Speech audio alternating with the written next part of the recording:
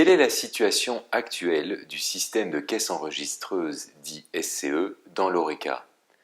Le principe est que suite à une décision du gouvernement fédéral, le SCE ne devra être utilisé de manière obligatoire qu'à partir du 1er janvier 2015, et ce par tout exploitant ORECA dont au moins 10% du chiffre d'affaires provient de repas consommés sur place. Le principe a l'air simple, mais les textes multiples, législatifs et réglementaires ne le sont pas. Le SPF a donc rédigé un explicatif qui se veut de manière didactique de la législation et de la réglementation applicables. Nous vous conseillons vivement d'en prendre connaissance en vous rendant sur le site minfin.fgov.be.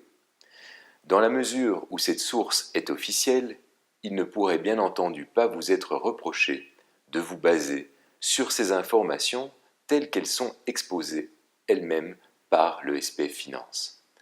En outre, une décision dite circulaire plus complète a été rédigée par le SPF qui se veut, elle, descriptive de l'impact de la législation précitée sur les assujettis actifs dans le secteur ORECA.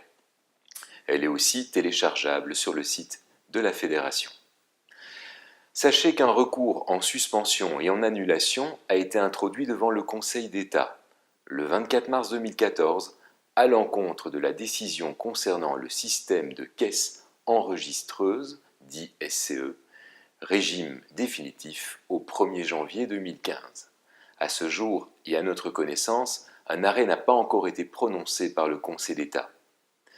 Par ailleurs, en pratique, à notre connaissance également, les applications concernant ce fameux SCE ne sont pas encore réellement disponibles. Vous l'aurez donc compris, nous ne pouvons être certains que le système sera ou ne sera pas introduit au 1er janvier 2015, mais la seule certitude est que les textes ont été publiés, qu'ils devraient être en vigueur, mais qu'ils sont contestés. À ce stade, aucune réelle mesure de compensation de ce SCE n'a été octroyée au secteur.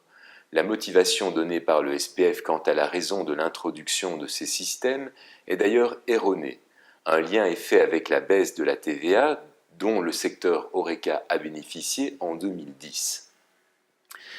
Les fédérations professionnelles se sont montrées hostiles à un système de caisse et de contrôle aussi inquisiteur.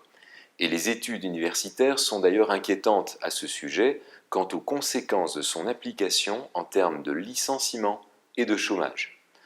Il y aura donc une décision politique, dans une période de crise, à adopter par le gouvernement fédéral, en affaires courantes ou non.